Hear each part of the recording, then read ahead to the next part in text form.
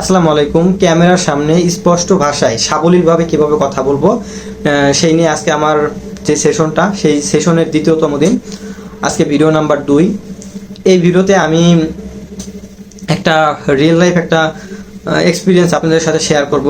মানে step by step যেহেতু আমরা শিখবো পরবর্তী 90 দিন, সেহেতু আজকের ভিডিওতে মূল পয়েন্ট থেকে আমরা শুরু করব, একদম বেসিক থেকে। কিভাবে আমরা উচ্চারণ শুদ্ধ করব, কিভাবে সুন্দর করে কথা বলবো, কিভাবে আমাদের কমিউনিকেশনটাকে আরও বেশি ইফেক্টিভ করব, বা কিভাবে স্টেপ বাই স্টেপ যে আমাদের যেই রোডম্যাপটা আছে সেই রোডম্যাপ অনুযায়ী আমরা কিন্তু শিখব।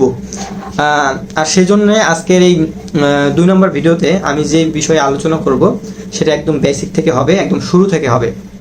আমরা কথা বলার জন্য সর্বপ্রথম কোন জিনিসটা বেছে নেই, আমরা কিন্তু প্রথমে আমরা উচ্চারণ করি।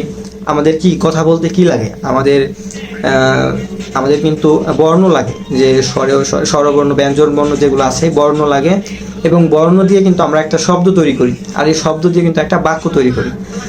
এই মূলত আর বাক্য তৈরি আমরা মানে মুখ দিয়ে কিন্তু বলি। মূলত এই দেখেন, আমাদের কথা বলার ক্ষেত্রে কোন জিনিসগুলো রিলেটেড বা কোন জিনিসগুলোর মাধ্যমে আমরা আমাদের কমিউনিকেশনটা সম্পূর্ণ করি।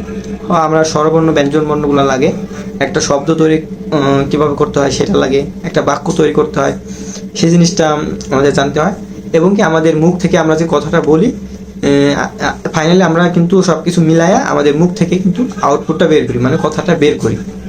এখন কথা হইলো, আমরা যেহেতু সুন্দর করে কথা বলতে চাই, আমরা যেহেতু সুন্দর করে কমিউনিকেশন করতে চাই, সেই জন্যে আমাদের একদম বেসিক থেকে শুরু করতে হবে। বেসিক থেকে শুরু করলে আমাদের কিন্তু আর কোনো বাধা থাকবে না, যে কোথায় আমাদের ভুল হচ্ছে, কোথায় আমাদের শেখা দরকার, কোথায় আমাদের আরও ইমপ্রুভ করা দরকার। এই জিনিসগুলো কিন্তু আমাদের আর দ্বিধাদ্বন্দ্ব কাজ করবে না। আমি এখন যে জিনিসগুলো নিয়ে এই পুরো সেশনটা করবো, এগুলো কিন্তু কোনো স্কুল কলেজ বা কোনো প্রতিষ্ঠানিকভাবে এই জিনিসগুলো শেখায় না। এই জিনিসগুলো আপনাকে নিজেই শিখতে হবে, আপনাকে নিজেই প্র্যাকটিস করে নিজেই রিসোর্স কালেক্ট করে কিন্তু শিখতে হবে। সো আমি সেইভাবেই আগাচ্ছি আপনাদের সাথে নিয়ে, আশা করি আপনারা আমার পাশে থাকবেন। সো কথা না বাড়িয়ে চলুন মূল টপিকে চলে যাই। আজকের এই ভিডিওতে আপনারা যেই জিনিসটা করবেন, আমি যেহেতু 90 দিনে একটা সেশন আমার চলবে, সেহেতু আমি একদম ছোট করে আমি ভিডিও করে আমি কিন্তু আগাবো। প্রত্যেকটা ভিডিওতে আমি যেগুলো বলবো, যে জিনিসগুলো আপনাদেরকে করতে বলবো, এগুলো যদি আপনারা মেনটেন করতে পারেন, এগুলো যদি আমি যেভাবে বলি সেভাবে যদি আপনারা প্র্যাকটিসটা করতে পারেন বা সেটা ধারাবাহিকতা বজায় রাখেন, অবশ্যই আমি আপনাকে গ্যারান্টি দিলাম 90 দিন শেষে আপনি আপনার এত ভালো একটা ইমপ্রুভমেন্ট দেখবেন, আপনি আপনার একটা এত ভালো একটা পরিবর্তন আপনি দেখবেন, আপনি নিজেই হয়তো অবাক হয়ে যাবেন। এখন প্রথমে আসি যে আমরা উচ্চারণগুলো কিভাবে করব।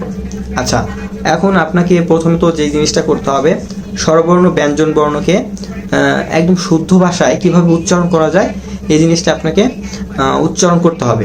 হ্যাঁ, এখন অনেক রিসোর্স আছে, দেখবেন আপনি সেখানে কিন্তু পেয়ে যাবেন স্বরবর্ণ ব্যঞ্জন বর্ণগুলো কীভাবে উচ্চারণ করতে হয়। আর যেহেতু স্বরবর্ণ ব্যঞ্জন বর্ণ আমরা ছোটোবেলা থেকে শিখেছি, আশা করি এটা শিখতে আমাদের খুব বেশি সময় লাগবে না বা খুব বেশি কষ্ট আমাদের করতে হবে না। আপনার স্বরবর্ণ ব্যঞ্জন বর্ণগুলা শুদ্ধভাবে উচ্চারণ করে ফেলবেন। সেটা আপনারা অনলাইনে বিভিন্ন রিসোর্স আছে, সেখান থেকে দেখতে পারেন। আমি বেসিক একদম শুরু থেকে বেসিক জিনিসটা আমি আপনাদেরকে দেখাইলাম না, কারণ এটা সবার ক্ষেত্রেই এখানে খুব বেশি পরিবর্তন নাই। কিন্তু যখন আসবে যে শব্দ তৈরি করার পর্বটা, সেক্ষেত্রে একটু জটিলতা আছে, এবং তার পরবর্তীতে যখন আসবে যে বাক্য তৈরি করার ব্যাপারটা, সেটাতে আরও একটু বেশি জটিলতা আছে। আমি আজকে আপনাদেরকে স্বরবর্ণ ব্যঞ্জন বর্ণের শুদ্ধ উচ্চারণের যেই টাস্কটা সেটা দিলাম, সেটা আপনারা করবেন। এবং বাক্য তৈরি করার জন্যে আপনাদেরকে একটা আমি আইডিয়া দিয়ে যাই। নেক্সট ভিডিওতে আমি বাক্য তৈরি করা এবং শব্দ তৈরি করে বা শব্দের সঠিক উচ্চারণ করার যেই প্রক্রিয়া, সেই প্রক্রিয়া নিয়ে বিস্তারিত আলোচনা করব। এখন কথা হলো, শব্দ কীভাবে তৈরি করতে পারি। শব্দ তৈরি করার জন্য আমাদের বর্ণ লাগে, বর্ণ মিলিয়ে আমরা শব্দ তৈরি করি। এখন আমি দেখেন যদি বানান করি, বয়কারে বা অনুসার, বাংলায়কারে লা, বাংলা, দয়কারে দে, তালে বর্ষা, বাংলাদেশ। এভাবে আপনারা এক একটা কিন্তু শব্দ তৈরি করতে পারবেন।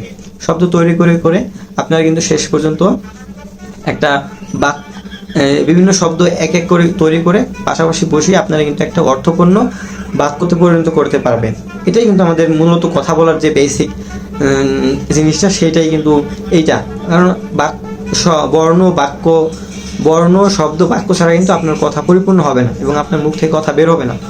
সো প্রথমত আপনাকে শব্দ তৈরি করতে হবে, তারপরে বাক্য তৈরি করতে হবে, মানে বর্ণ দিয়ে শব্দ তৈরি করতে হবে, তারপরে বাক্য তৈরি করতে হবে। এই জিনিসগুলো আপনারা প্র্যাকটিস করুন বেশি বেশি।